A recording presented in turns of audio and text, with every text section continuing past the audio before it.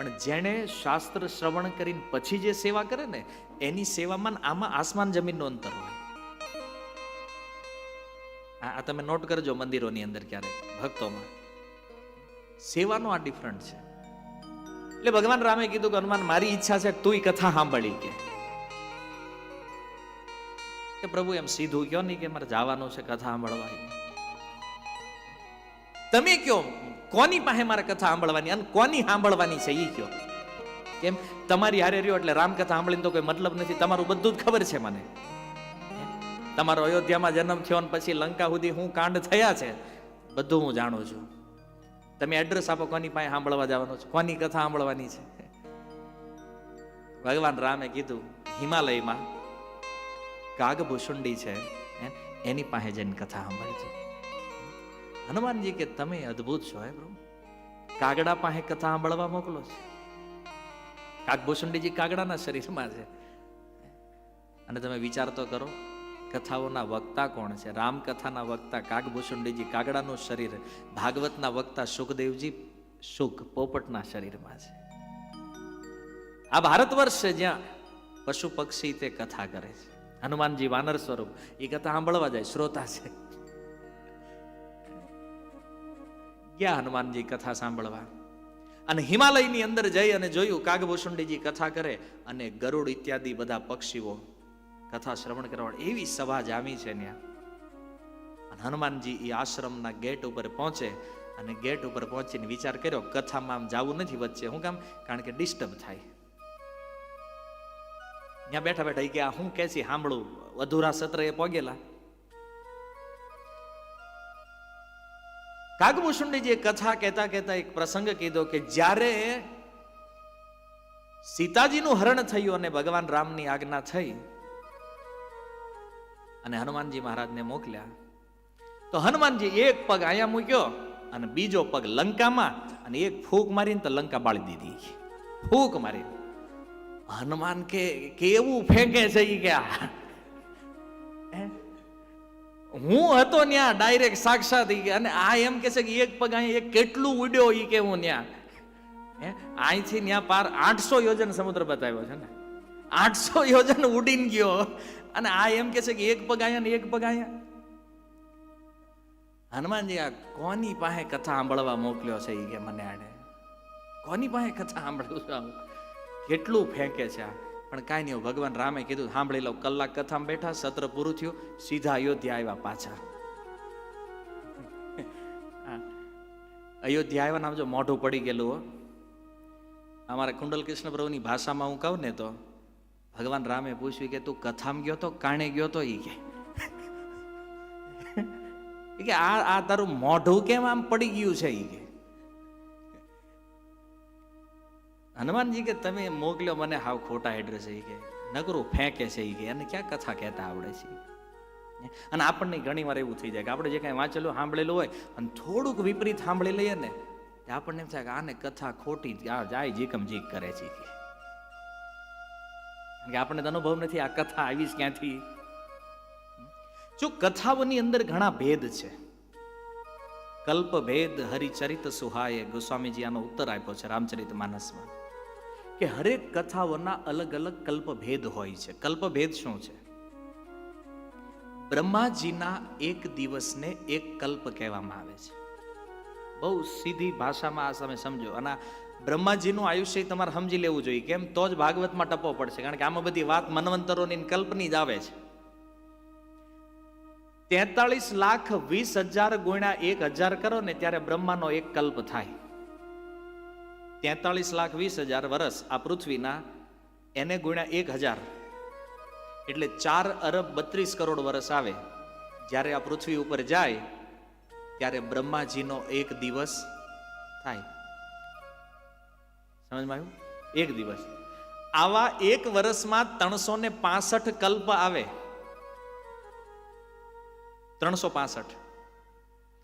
એક કલ્પની અંદર, એક કલ્પમાં ભગવાનના 1,000 અવતાર થાય. કેટલા? 1,000. કેમ? કારણ કે એક કલ્પ થાય ને તો એમાં 1,000 વાળા ચારે યુગ ફરી જાય. સતયુગ, ત્રેતા, દ્વાપર અને કળિયુગ 1000 વાર ફરી જાય બ્રહ્માજીના એક દિવસમાં, અને હરેક ત્રેતાયુગની અંદર ભગવાન રામનું પ્રાગટ્ય થાય. જેવો ત્રેતાયુગ આવે એટલે ભગવાન રામ આવે પાછા. હજી તો ભારત વર્ષમાં ઘણાને એમ જ છે કે રામ એકવાર આવ્યા પાછા આવશે જ નહીં ક્યારેય. દરેક ત્રેતાયુગની અંદર ભગવાન રામ આવે છે અને દરેક દ્વાપરમાં કૃષ્ણ આવે છે. અને ઈ આવીને જે અલગ અલગ લીલાઓ કરે છે, અલગ અલગ કલ્પમાં, ઈ લીલાઓ શાસ્ત્રમાં લખાય છે. તમે મહાભારતમાં જુઓ તો મહાભારતની અંદર ઈ લખ્યું છે કે વિદુરજી જે હતા ને, વિદુરજી, એનું શરીર હિમાલયમાં, મતલબ એ હરિદ્વારથી ઉપર જે ક્ષેત્રમાં ત્યાં હતા, ન્યાય એનું શરીર પૂરું થઈ ગયું. મહાભારત. ભાગવતમાં શું લખ્યું છે? ગુજરાતના પ્રભાસ ક્ષેત્રમાં એને શરીર છોડ્યું. મહાભારતની અંદર લખ્યું છે કે પાંડવો જ્યારે હિમાલય હાડ ગાળવા ગયા ને, તો સૌથી પહેલા ધર્મરાજનું શરીર પડ્યું. અને ભાગવતમાં જુઓ તો ધર્મરાજ સૌથી છેલ્લે છે. આવી રીતે જ્યારે તમે શાસ્ત્રો જો તો અનેક કથાઓ છે જે તમને લાગશે કે અહીંયા વ્યાસજી આ લખ્યું છે, ત્યાં પેલું લખ્યું છે. ગડબડ લાગે છે કે નથી વ્યાસની રચનામાં? અને આપણે વ્યાસજી ઉપર દોષારોપણ કરીએ છીએ કે આ વ્યાસજીએ કન્ફ્યુઝ કરી નાખ્યા છે આપણને. કન્ફ્યુઝ એને નથી કર્યા, આપણે થયા છે. કેમ? મહાભારતના જે પ્રસંગોનું વર્ણન છે ને, શ્વેત કલ્પની કથા છે. અને જે ભાગવત વ્યાસજીએ લખ્યું છે ને, આ સારસ્વત કલ્પની કથા છે.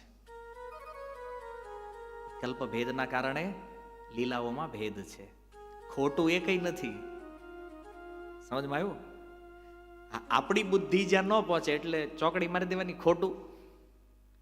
આ વાતનો ફાયદો ઉઠાવીને આજે ક્રિશ્ચિયન અને મુસલમાનો છે ને, જે અંગ્રેજ લોકો, એને હિન્દુઓને સમજાવ્યું કે જુઓ તમારા શાસ્ત્ર ખોટા છે. કેમ? મહાભારતમાં લખ્યું છે ને, ભાગવતમાં લખ્યું છે ને, ઓલા પુરાણમાં છે ને, પેલા પુરાણમાં છે.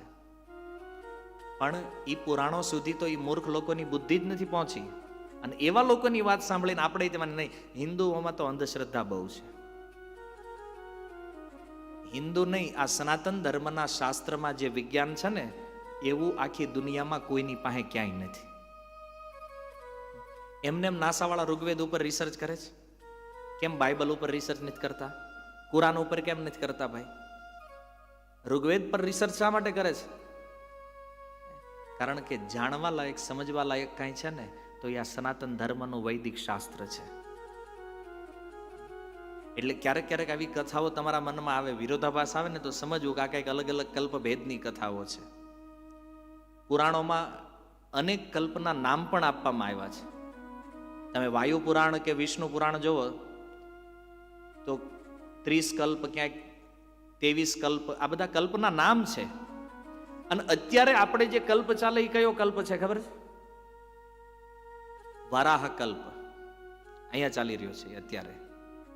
તો બ્રહ્માજીના હરેક દિવસનું એક નામ હોય છે. અને વિચાર કરો, એક દિવસમાં 1000 વાર ભગવાનનો અવતાર થાય. એક જ સ્વરૂપનો એક સ્વરૂપ 1000 વાર પ્રગટ થાય. હવે એક વારમાં 1000 વાર પ્રાગટ્ય થયું તો એક વરહમાં ભગવાન કેટલી વાર આવ્યા છે? ગણતરી કરો.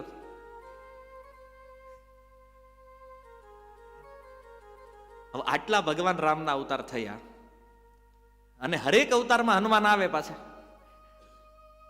જે પાર્ષદો હોય તો એના જ આવે એઝ ઇટ ઇઝ. અહીંયા હનુમાનજી મહારાજના મનમાં સંશય. પ્રભુ કથામાં ગયો તો પણ એ ફેંકે છે કે કેમ?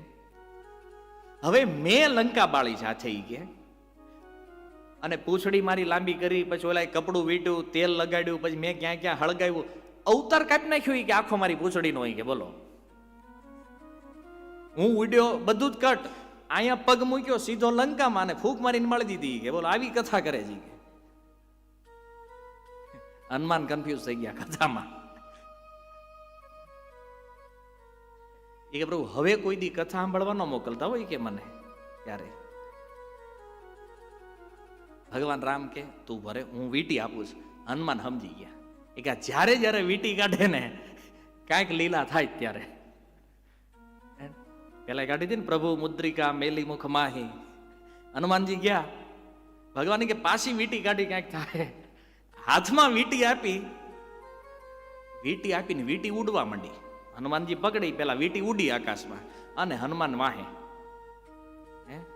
દાદા વાહે, વીટી આગળ. ઉડતા ગયા